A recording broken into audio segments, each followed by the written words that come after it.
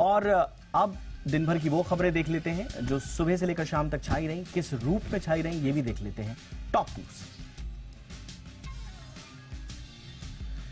दिल्ली में प्रदूषण के चलते डीएमआरसी यानी कि दिल्ली मेट्रो रेल निगम ने मेट्रो के फेरे बढ़ा दिए हैं। दिल्ली मेट्रो बुधवार से प्रत्येक कार्य दिवस के दिन 40 फेरे अतिरिक्त लगाएगी।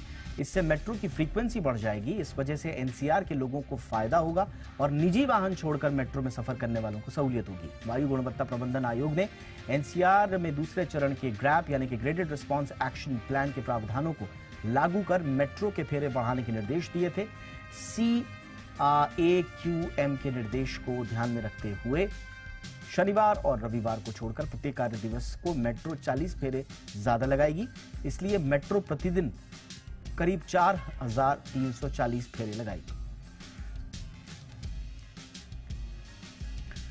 दिवाली से पहले किसानों को सरकार ने बड़ा तोहफा दिया है। सरकार ने रबी सीजन के लिए फर्टिलाइजर सब्सिडी को मंजूरी दे दी है। इससे देश के 12 करोड़ किसानों को फायदा होगा। प्रधानमंत्री नरेंद्र मोदी की अध्यक्षता में हुई केंद्रीय कैबिनेट और CCEA की बैठक में इससे जुड़े प्रस्ताव को मंजूरी दी गई है।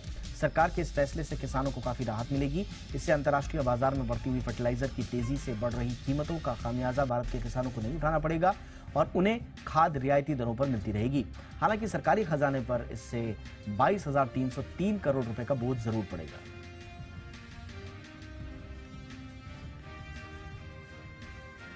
एक्सिस बैंक ने अपने दूसरे तिमाही के नतीजे जारी कर दिए हैं। बैंक के मुनाफे और नेट इंटरेस्ट इनकम में पिछले साल के मुकाबले बढ़त देखने को मिली है। साथ ही दोनों आंकड़े बाजार के अनुमानों से भी बेहतर रहे हैं। जारी हुए आंकड़ों के अनुसार बैंक का मुनाफा पिछले साल के मुकाबले 10% बढ़ा है, वहीं नेट इंटरेस्ट इनकम 19% बढ़ गई है। जारी आंकड़ों के मुताबिक दूसरी तिमाही में बैंक का मुनाफा पिछले साल के मुकाबले 10% बढ़कर 5,863 करोड़ रुपए रहा, जबकि पिछले साल की इसी तिमाही में बैंक को 5,330 करोड़ रुपए का मुनाफा हुआ था। आज से फार्मा सेक्टर की company blue jet health care का आईपीओ खुल गया है। पहले दिन 69% आईपीओ भरा। कंपनी इस आईपीओ के जरिए 840 करोड़ रुपए चुराना चाहती है। निवेशक इसमें शुक्रवार यानी 27 अक्टूबर तक पैसा लगा पाएंगे। कंपनी ने आईपीओ का प्राइस बैंड 329 रुपए से 346 रुपए प्रति शेयर तय किया है। आईपीओ का लॉट साइज 43 शेयरों का है, यानी रिटेल निवेशकों को कम से कम 14,878 रुपए लगाने होंगे। कंपनी ने एंकर इन्वेस्टर्स से 252 करोड़ रुपए जुटाए हैं। ब्लू जेट हेल्थ केयर की शुरुआत 1968 में हुई थी। कंपनी का मुख्य कारोबार फार्मास्यूटिकल्स, हेल्थ केयर, इंग्रेडिएंट बनाने का है। आज से खुलने वाला आईपीओ 27 अक्टूबर को बंद होगा। कर्नाटक के कलबुर्गी में कांग्रेस के राष्ट्रीय अध्यक्ष मल्लिकार्जुन खड़गे ने बीजेपी और केंद्र की मोदी सरकार पर जोरदार हमला बोला है। खड़गे ने कहा कि 5 राज्यों में चुनाव की तैयारियां चल रही हैं। हमें पूरा भरोसा है कि हम 5 राज्यों में जीत हासिल करेंगे। बीजेपी के लिए सत्ता विरोधी लहर है। लोग महंगाई और बेरोजगारी से नाराज हैं। बीजेपी अपने किसी भी वादे पर खरी नहीं उतरी है। खड़गे ने यह भी कहा कि अशोक गहलोत राजस्थान में तो भूपेश बघेल छत्तीसगढ़ में अच्छा काम कर रहे हैं, वहां कोई मुद्दा नहीं है, लेकिन एमपी में शिवराज सिंह चौहान के कारण समस्याएं हैं। लोग उनके खिलाफ हैं, इसलिए हमें उम्मीद है कि हम सभी 5 राज्यों में अपनी सरकार लाएंगे और सब कुछ ठीक हो जाएगा। राजस्थान में आगामी विधानसभा चुनाव को लेकर सियासी पारा गर्म है। सीएम अशोक गहलोत ने कहा कि हमारी सरकार दोबारा सत्ता में आई तो 1 करोड़ 5 लाख परिवारों को 500 रुपए से रसोई गैस सिलेंडर मिलेगा और परिवार की महिला मुखिया को प्रतिवर्ष 10,000 रुपए का सम्मान राशि दी जाएगी। ये बातें मुख्यमंत्री अशोक गहलोत ने झुंझुनू में जनसभा में कही। वहीं प्रियंका गांधी वाड्रा ने कहा कि राजस्थान की मिट्टी ने देश को बहुत कुछ दिया है। ये वीरों का प्रदेश है। इस धरती ने अनगिनत शहीद दिए और यहीं से स्वतंत्रता की अलग जगी, इसलिए यहाँ की माताओं को मेरा प्रणाम।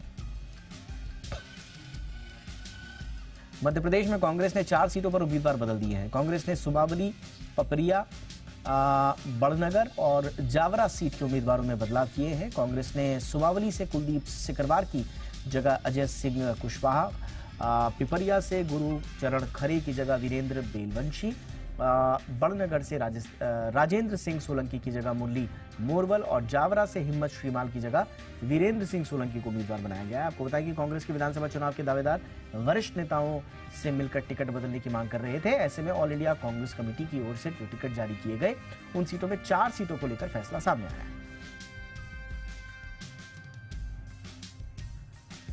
छत्तीसगढ़ में बीजेपी ने आगामी विधानसभा चुनाव के लिए उम्मीदवारों की चौथी लिस्ट जारी कर दी है। इस लिस्ट में 4 सीटों पर कैंडिडेट्स का ऐलान किया गया है। बीजेपी ने अंबिकापुर से राजेश अग्रवाल, बेलतरा से सुशांत शुक्ला, कसडोल धनीराम धीवर और बेमित्रा से दीपेश साहू को प्रत्याशी बनाया है।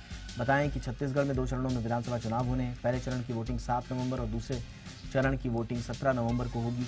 वोटों की गिनती 3 दिसंबर को की जाएगी। पूर्व सीएम रमन सिंह को राजनांदगांव सीट से चुनाव टिकट दिया गया है। इसके अलावा बीजेपी की लिस्ट में 3 सांसदों को भी चुनावी मैदान में उतारा गया है। रेणुका सिंह, गोमती साय और अरुण साव को इसमें शामिल किया गया है। एनसीईआरटी की किताबों में जल्द ही एक नया ऐतिहासिक बदलाव हो सकता है। इस बदलाव के बाद अब छात्रों को किताबों में इंडिया की जगह भारत शब्द पढ़ाया जाएगा। एनसीईआरटी पैनल ने सभी एनसीईआरटी पाठ्यपुस्तकों में इंडिया का नाम बदलकर भारत करने का प्रस्ताव दिया है। समिति ने पाठ्यपुस्तकों में एंशिएंट हिस्ट्री के स्थान पर क्लासिकल हिस्ट्री को शामिल करने की सिफारिश की है। पैनल के सदस्यों में से एक सीआई आइजैक ने कहा कि प्रस्ताव मंजूर होने के बाद एनसीईआरटी किताबों के अगले सेट में इंडिया का नाम बदलकर भारत कर दिया जाएगा। महाराष्ट्र में एक बार फिर मराठा आरक्षण के आंदोलन की शुरुआत हो गई है। आंदोलन के नेता मनोज जरांगे पाटिल ने भूख हड़ताल का ऐलान कर दिया है। मनोज जरांगे ने जालना में भूख हड़ताल शुरू करने की घोषणा की। मीडिया से बात करते हुए जरांगे ने कहा कि महाराष्ट्र सरकार को आश्वासन दिए हुए 40 दिन हो गए, लेकिन मराठा आरक्षण के मुद्दे पर कोई भी पॉजिटिव रिस्पॉन्स नहीं मिल रहा है, इसलिए वो अपनी भूख हड़ताल शुरू करने जा रहे हैं। जरांगे ने सरकार को चेतावनी दी है कि जब तक आरक्षण नहीं मिलता वो मरते दम तक हड़ताल पर बैठे रहे। महाराष्ट्र के मुख्यमंत्री एकनाथ शिंदे ने शिवसेना के अध्यक्ष और पूर्व मुख्यमंत्री उद्धव ठाकरे पर हमला बोलते हुए कहा कि वो सत्ता के लिए हमास और हिजबुल से भी गठबंधन कर सकते हैं, हिजबुल्लाह से भी गठबंधन कर सकते हैं। अब इस पर राज्यसभा सांसद संजय राउत ने जवाब दिया है। संजय राउत ने कहा कि एकनाथ शिंदे खुद हमास है। उन्होंने बीजेपी पर हमला करते हुए कहा कि एकनाथ शिंदे के इस बयान से पता चलता है कि बीजेपी ने अपने दिमाग में कितने बुरी भावनाएं डाल दी। उत्तराखंड के पूर्व मुख्यमंत्री और कांग्रेस के वरिष्ठ नेता हरीश रावत की कार का देर रात एक्सीडेंट हो गया। इस हादसे में हरीश रावत बाल बचे, उन्हें मामूली चोटें आई हैं। इसके बाद तत्काल उन्हें अस्पताल में भर्ती कराया गया।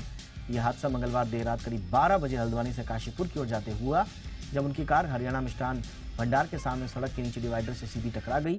प्राथमिक उपचार के बाद हरीश रावत को अस्पताल से छुट्टी दे दी गई है। उनकी कमर में चोट बताई जा रही है।